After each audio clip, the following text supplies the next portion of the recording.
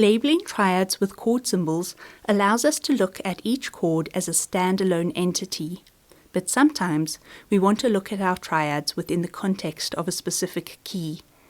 To do this, we need to begin by identifying our key signature. For now, we will only work with major key signatures. Once we have established our key, we will write the key's name as a capital letter followed by a colon under the key signature. This is an essential step and must not be left out under any circumstances.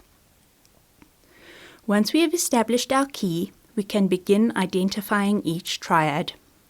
We do this by looking at the root note of the triad, then asking ourselves which degree of the key's scale it is. Our first triad begins on C. If we look at the F major scale, we see that C is the fifth note or dominant. So we would write a Roman numeral 5 under the triad. This indicates that the triad is built on the fifth degree or dominant of the scale of the key in which the section of music is written. Our next triad begins on B flat. Again, we will look at the scale of our key signature. Here we can see that B flat is the fourth degree or subdominant of the scale, and we should write a Roman numeral 4 below the triad. The final chord begins on an F.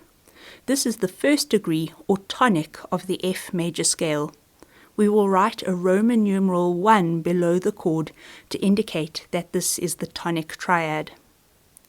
Labeling triads in this way allows us to think about them in the context of their key and understand how they function within relation to other notes and chords within that key.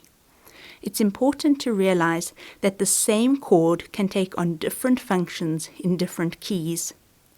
Here we can see 3 C major triads.